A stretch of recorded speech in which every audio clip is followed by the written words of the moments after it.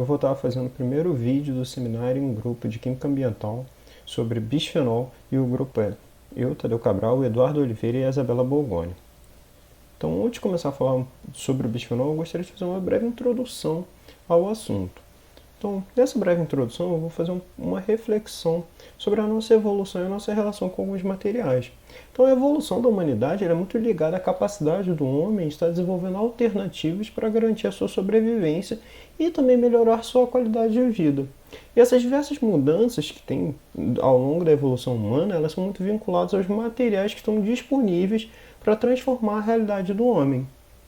E muitas vezes a gente designa esses momentos da nossa evolução com o nome do material que era mais disponível naquele determinado tempo. Por exemplo, quando o material mais disponível era a pedra, quando o homem conseguiu manipular muito bem a pedra, nós designamos aquele tempo como idade da pedra. E quando foi o ferro, a gente designa como o ferro. E se a gente for olhar para os últimos anos, não seria um absurdo a gente, no futuro, um historiador olhar para o nosso tempo e designar a nossa era como a idade dos polímeros. Por que a idade dos polímeros? Porque os polímeros eles são essenciais para a produção dos plásticos e das fibras sintéticas. Hoje em dia, os plásticos é um dos materiais mais fundamentais para a gente. A gente, basicamente, se você for parar esse vídeo e for olhar ao seu redor, você vai ver muitos itens perto de você, muitos objetos que contêm os plásticos ou até mesmo fibras sintéticas. E essa importância dos polímeros para a composição dos plásticos, elas foram capazes de revolucionar diversos setores da indústria, como por exemplo o setor automotivo, o eletrônicos, a indústria têxtil, o setor de embalagens, até mesmo a indústria vinculada à medicina. A área de saúde também mudou muito quando o homem começou a conseguir produzir plásticos. E os plásticos, eles se destacam principalmente como um material polimérico utilizado na indústria devido às suas diversas aplicabilidades, e uma determinada facilidade de produção. Isso faz com que cada vez mais a gente use mais plásticos.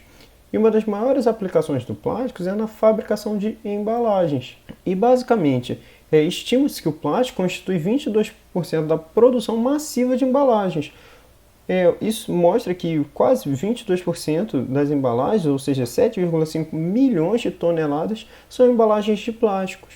E desse montante de embalagens, 65% destas são utilizadas na indústria alimentícia. E dado esse montante de diversas aplicações, diversas utilidades, até mesmo a facilidade de produção do plástico, a gente tem um ponto negativo vinculado a isso. Essa quantidade toda ela traz alguns danos ambientais para a natureza, devido à quantidade que fica acumulada de plástico, uma vez que é um composto que não degrada muito rápido, que fica acumulada e também é mal descartada no meio ambiente. Isso pode acabar gerando lixões de plástico, ou a gente pode acabar vendo muitos plásticos no oceano, prejudicando a vida marinha, ou até mesmo no caso dessa foto, que são ilhas de plásticos no oceano. Só que os prejuízos dos plásticos eles não estão vinculados somente a danos ambientais devido ao descarte inadequado, ou a grande quantidade que é produzida e o baixo tempo de degradação.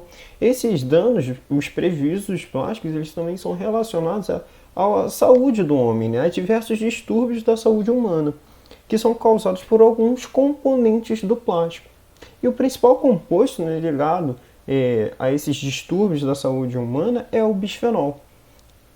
Então, comentando um pouco mais sobre o bisfenol ele é uma classe de compostos orgânicos que tem como base os fenóis. E há conhecimento de cerca de 8 bisfenóis, sendo bisfenol A, B, AF, C, E, AP, F e S. No geral, a composição de um bisfenol são dois grupos de fenóis ligados com uma pontezinha, onde que essa ponte que varia e aí é a mudança no nome do composto. E esses compostos, esses bisfenóis, eles são compostos utilizados como monômeros para a produção de plásticos policarbonato. Também são utilizados como retardantes de chamas, resinas insaturadas, poliéster estireno, na composição de epóxi e também como alguns antioxidantes de plástico. E eles também vão ter diversas aplicabilidades na indústria, principalmente vinculados à produção dos plásticos em si. E o mais famoso desses compostos, um dos mais utilizados, é o bisfenol A, ou BPA, que é o composto elucidado nessa estrutura destacada. O bisfenol A ele é bem utilizado porque ele pode conferir maior resistência, maior flexibilidade, maior estabilidade aos materiais onde que ele é empregado. E por esse motivo ele se encontra em diversos produtos, desde adesivos, papéis para fax, tubulações, painéis de carros. A gente tem a presença em CDs.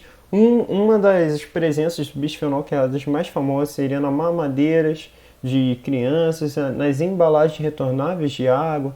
Tem também alguns revestimentos de latas de conserva, entre outras diversas aplicações. A síntese do bisfenol é uma síntese relativamente bem conhecida, que está elucidada aqui nessa síntese, nessa reação à esquerda, e algumas propriedades físico-químicas do bisfenol estão elucidadas nesta tabela. E o BPA, né, é um dos produtos químicos de maior prevalência nos produtos comercializados atualmente. Em 2003, era produzido cerca de 2 milhões de toneladas de produtos com bisfenol. E esse número ele vem aumentando anualmente, e esse aumento na demanda é de cerca de 6 a 10% na produção. Então, cada vez mais, a gente tem aumentado a demanda pelo bisfenol no mercado. Só que o bisfenol, ele tem pontos negativos por trás, né? Como eu já havia mencionado, ele traz diversos distúrbios à saúde humana.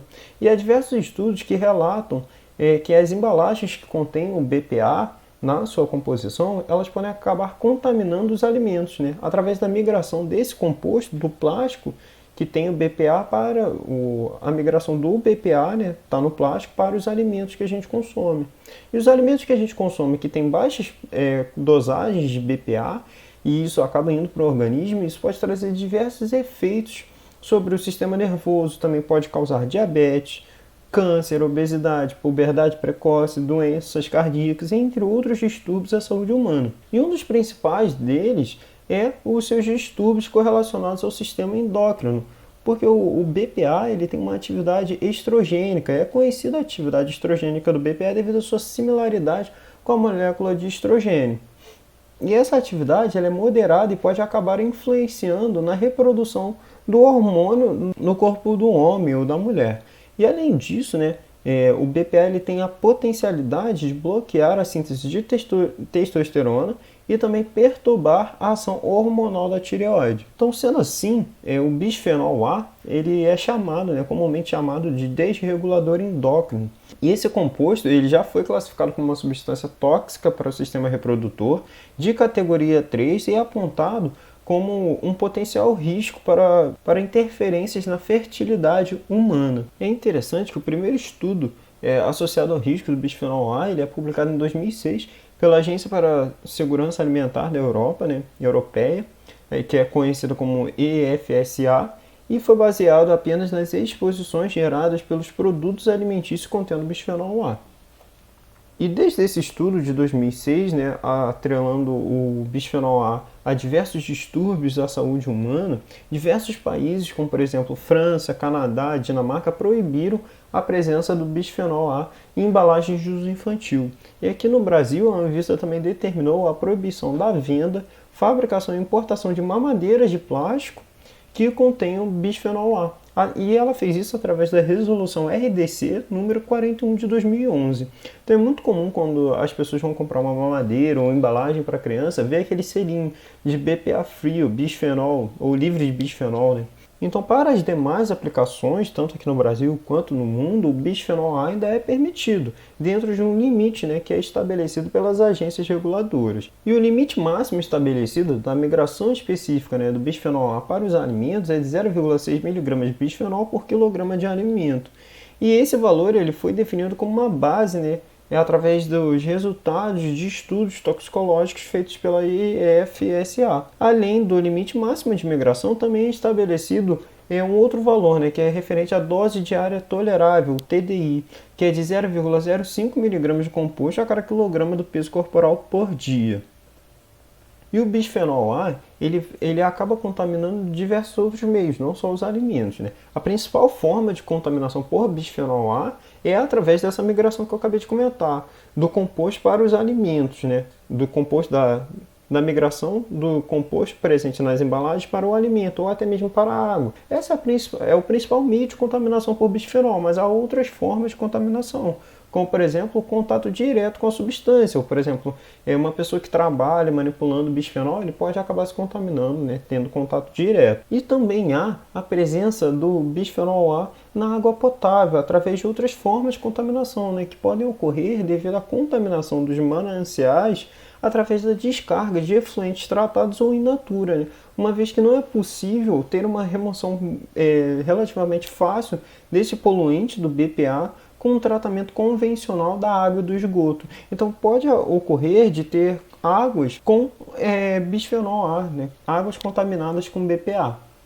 E por ter o uso doméstico ou industrial, o bisfenol A ele pode ser encontrado tanto no esgoto doméstico e também no lodo de estações de tratamento de efluentes. Outra forma que a gente também pode ter da liberação do bisfenol para o meio ambiente é durante o processo, né, da produção e também pela lixiviação de produtos finais que trabalham com bisfenol, e isso pode acabar levando à contaminação de lavouras, rios, lagos, entre outros. Então a gente tem diversas formas de contaminar um meio com bisfenol, sendo a mais comum essa migração do composto para os alimentos, da embalagem para os alimentos e para a água, mas a gente também pode ter a contaminação por meio direto, a gente pode ter a contaminação pelo descarte inadequado, né, de resíduos industriais contendo bisfenol A, também na presença do esgoto doméstico e no lodo de estações de tratamento de efluentes que também podem conter bisfenol A, ou até mesmo no processo de produção e pela lixiviação de alguns produtos finais,